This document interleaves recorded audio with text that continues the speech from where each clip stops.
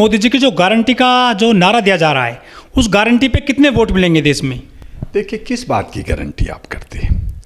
आपने कहा कि मैं कोरोना हटा दूंगा, आपने हमसे ताली थाली बजवा दिया, आपने जीएसटी ला दिया, आपने नोटबंदी कर दिया, आपने 2 करोड़ रोजगार की गारंटी दी थी, आपने मुद्रा योजना देने की बात की थी, आपने जो है हमें हर तरह से सबका साथ सबका विकास की बात की थी। आपने क्या क्या गारंटी की? आपने घर में अपनी बीवी को गारंटी दी, परिवार को गारंटी दी, देश को गारंटी दी, और अब आप कहते हैं कि मैं 400 पार हो जाऊंगा तो मैं पूरा करूंगा। अरे भैया, 400 पार, 600 पार, 700 पार कर दीजिए। टाइम क्यों मांगते जा रहे हैं बार बार? पहले 50 दिन मांगे, फिर 100 दिन मांगे, फिर 1 साल मांगा था, अब कह रहे हैं कि 5 साल और दीजिए, फिर गारंटी की बात भी कर रहे हैं, कह रहे पूरा देश ही मेरा परिवार है। आखिर इनको बार बार जो ये टाइम दिया जा रहा है, क्या जनता इनको टाइम देगी? क्या लगता है?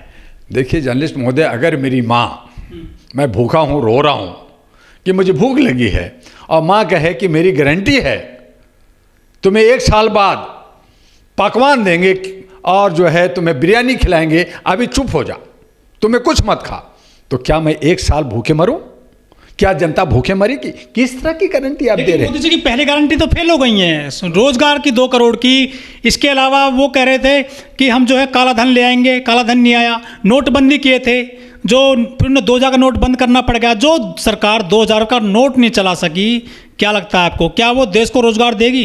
2 करोड़ रोजगार देगी? जर्नलिस्ट महोदय, वही कह रहा हूँ, जो मेरी बातें हैं वो आप ही खुद कह रहे हैं कि जब आपने नोटबंदी की, जब आपने कहा बड़ा नोट से जो है काला धन जमा हो रहा है, तो आपने 1000 का नोट बंद कर दिया। अरे मजे की बात है, 1000 का बंद कर दिया और 2000 छाप दिया, बड़ा नोट और छाप दिया।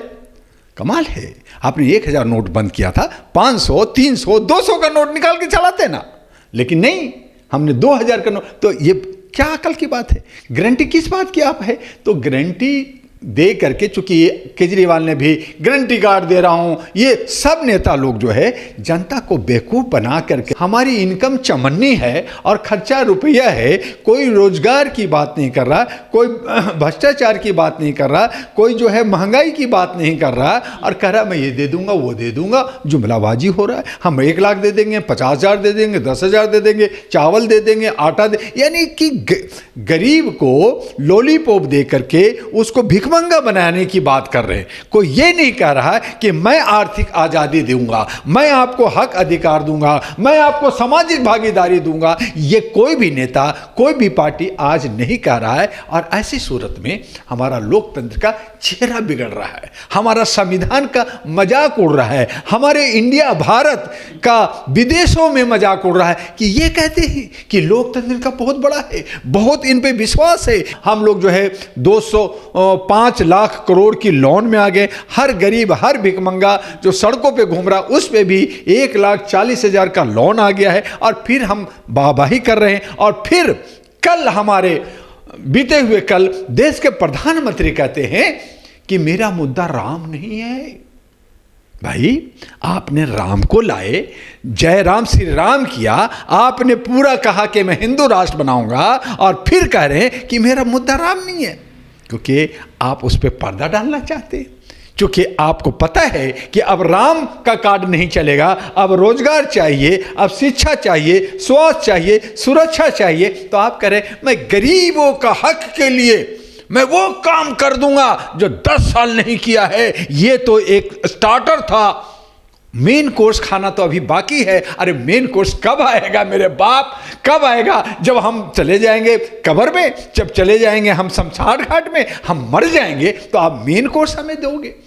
तो आप हमारे सेवक हैं, आप हमारे चौकीदार हैं। जो भी पार्टियां जो अपने आप को मैनिफेस्टो देती है, मैंने, चाहे वो कांग्रेस हो, चाहे बीजेपी हो, चाहे अन्य कई पार्टियां हों, मैं आपके चैनल से कहना चाहता हूं कि अगर आप वादा करते हैं, अगर आप सच्चे हैं, अगर आप जनता के हित में आप बात करना चाहते हैं, जनता के हक और अधिकार देना चाहते हैं, तो जो आप मैनिफेस्टो है उसका एफिडेविट भरिए सुप्रीम कोर्ट से और कहिए कि मैं ये पूरा करूंगा। अगर नहीं किया तो चल संपत्ति मेरा जब्त होगा, मेरी पार्टी जब्त होगी, मेरी नॉमिनेशन, मेरा जो है उम्मीदवारी खत्म होगी। आप कहिए तो, अगर दम है, अगर आप सच्चे ईमानदार हो, अगर देशभक्त हो, समाज के भक्त हो, तो आप ये कहिए।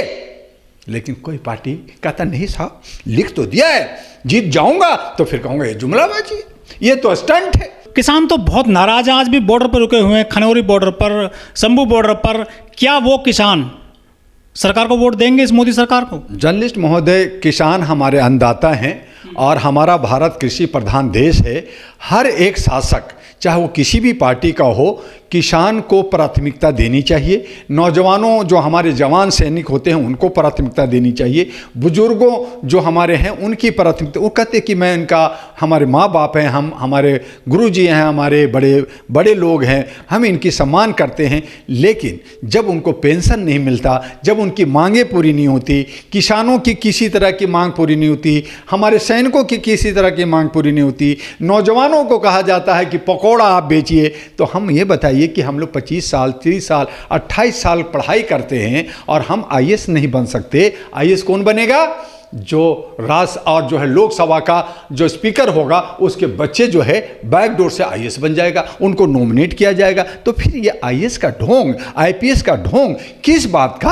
आज हमारा न्यायपालिका में, आज हमारे एजुकेशन के अंदर भी आपने सेंध डाल दिया है। अमीर लोग जो है करोड़ों रुपया खर्च करता है, गरीब के पास जिनको बहुत संख्या है उनके पास लाखों रुपया नहीं है, तो वो पढ़ाई नहीं करा सकता, वो तो बड़े एजुकेशन ले ही नहीं सकता। आपने सरकारी स्कूल के अंदर, स्कूल कॉलेज जो है, आप वहां कुत्ते बिल्ली घूम रहे हैं, वहां पे गधे और जो है आपके भैंसे घूम रहे हैं, तो वो वहां पे मक्खी मच्छर हैं और आप कहते हैं कि मिड मील दे रहे हैं। तो आप लोगों को एजुकेट नहीं करना चाहते, आप लोगों को जो है स्वास्थ्य में अच्छा नहीं रखना चाहते, क्योंकि स्वास्थ्य की भी प्रक्रिया जो है वो अपर लोगों के लिए बड़े बड़े हॉस्पिटल हैं, लोअर के लिए कुछ नहीं है। तो बहुसंख्यक की कमी है, हमारी कमी है कि हम बटे हुए हैं, टुकड़े में हैं। अगर हम जुड़ जाएं तब हक ले सकते हैं और नहीं जुड़ेंगे तो हक नहीं मिलेगा। और इसी का वो लोग जो है, कुछ चंद लोग, चंद जो परसेंट है वो फायदा उठा रहे हैं। जो उत्तर प्रदेश में पुलिस भर्ती में जो पर्चे लीक हुए, ये पर्चे लीक सरकार ने कराई, क्योंकि नौकरी देना नहीं चाहती,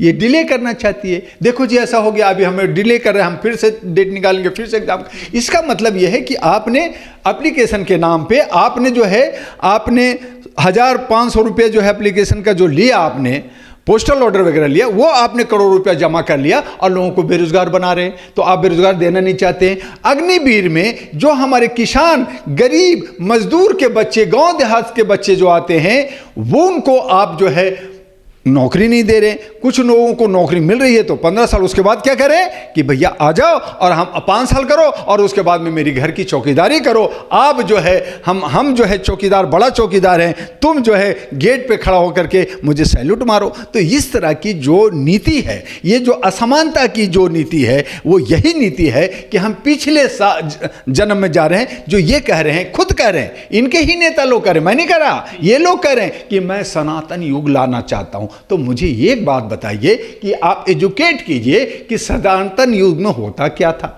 वहाँ पे भेदभाव था, वहाँ पे खाट पे बैठने नहीं देते थे, वहाँ पे औरतों की स्तन काट दी जाती है, वहाँ पे जो है जब शादी होता था तो 4 दिन जो है पंडित जी जो है अपने हरम में रखते थे, अपने रूम में रखते थे। जो पहला बच्चा होता था उसको गंगा में फेंक देते थे, क्योंकि बच्चा पहला हिष्ट-पुष्ट होगा, कहीं वो लड़ने ना लगे, कहीं बड़ा ना हो जाए। तो ये भेदभाव जो पैसे वाले हुए, जो बड़े लोग हुए, जो दबा करके रखा, यही लोग राज कर रहे हैं और कहीं ना कहीं आज भी राज कर रहे हैं। लोग आवाज उठा रहे हैं, लेकिन एका नहीं हो रहा। और इसके लिए डॉक्टर दुआ ने बार बार आह्वान किया, हमने भी इनको बार बार चेताने की कोशिश की, चेतना नहीं चाहते। जो अन्नदाता है, जो आपको अन्न देता है, उनको पूरे साल 6,000 में उसका क्या होगा भैया?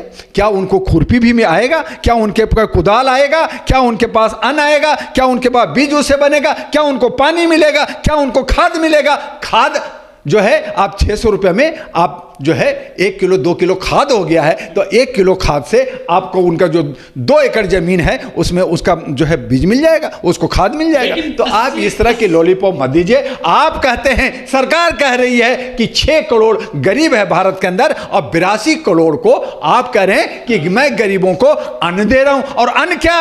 2 रुपये चावल, जो सड़ी हुई चावल है, जो आंध्रा तेलंगाना में जो फ्री में और जो वहां पे तमिलनाडु में दिया गया, वहाँ रसोइयाँ चलाई गई, वही आप 2-2 रुपया यानी 5 किलो इंटू 10 रुपया का चावल दे के कह रहे हैं कि मैं गरीबों को खाना खिला रहा हूँ। अरे खाना खिला रहे हो या गरीबों को बीमार करके मार रहे हो? भाई आप बीमार कर रहे हो, वो हॉस्पिटल जा रहा है, घर बेच रहा है, अपना सामान बेच रहा है और दवाई उसको नहीं मिल रही है। जो दवाई 100 रुपये की थी, जो दवाई 10 रुपये की थी, आप उसको 500 और 1000 रुपये में बेच रहे हो और आप कहते हो मैं गरीबों को बहुत राहत दे रहा हूं। अरे भैया, एक तरफ आप राहत की बात करते हो, दूसरी तरफ उसकी खून चूस रहे हो। आप तो बहुत बड़े मच्छर हो कि कान में आके भन भन भन भन करते हो कि भाई देख मैं तेरा खून पीऊंगा, खून पी रहे हैं। लेकिन उनको नहीं मालूम कि जनता जिस दिन जाग गई, जिस दिन उसके हाथ उठ जाएंगे, जिस दिन उसकी ताली बजेगी, उस दिन ये मच्छर खत्म।